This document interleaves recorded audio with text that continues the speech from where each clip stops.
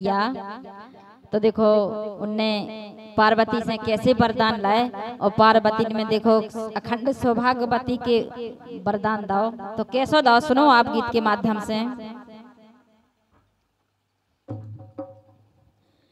कि गिरिजा पूजन चली हो जगत माई, गिरिजा पूजन चली हो जगत माई, राजा जनक जुकी लाडली हो माँ, मैया राजा जनक जुकी लाडली हो माँ।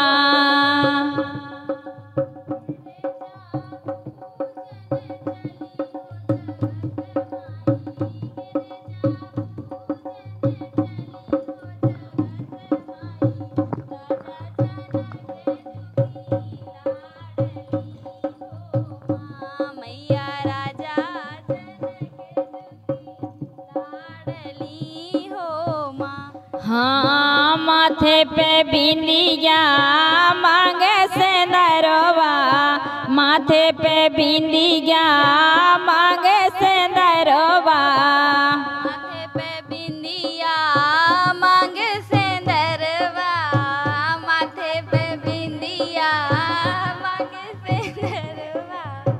गरे में 9 लाख हार जगत माई, गरे में 9 लाख हार जगत माई, राजा जनक जुकी लाडली हो माँ, मैया राजा जनक जुकी लाडली हो माँ।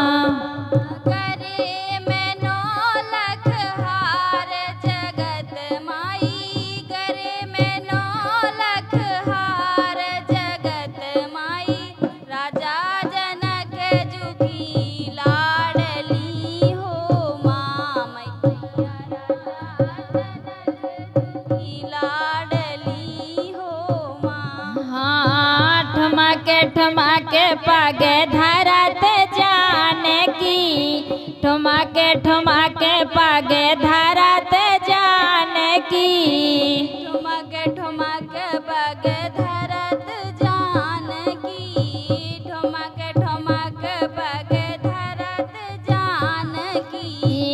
छोटा डारे केस जगत माई, छोटा डारे केस जगत माई, राजा जनक जुकी लाडली हो माँ, मैया राजा जनक जुकी लाडली हो माँ। छोटा डारे केस जगत माई, छोटा डारे केस जगत माई, राजा जनक जुकी लाडली हो माँ, मैया राजा जनक जुकी लाडली हो माँ। घूमे घुमारो मैया लहंगा पेरे, घूमे घुमारो मैया लहंगा पेरे, घूमे घुमारो मैया लहंगा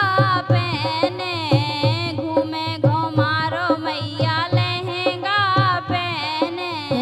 ओढ़े चुनरिया लाल जगत माई, ओढ़े चुनरिया लाल जगत माई, राजा जनक जुकी लाडली हो माँ, मैया राजा जनक जुकी लाडली हो माँ।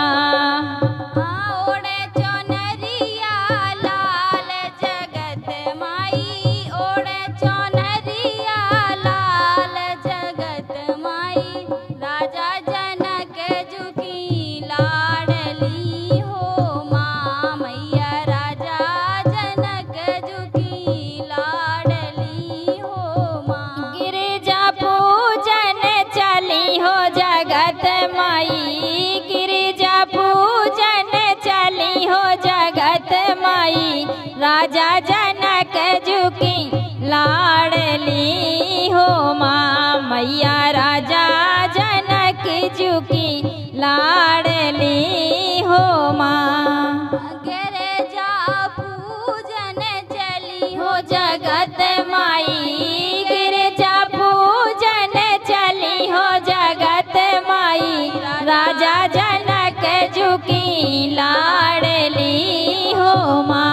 मैया राजा जनक झुकी लाडली हो माँ, मैया राजा जनक झुकी लाडली हो माँ, मैया राजा जनक झुकी लाडली हो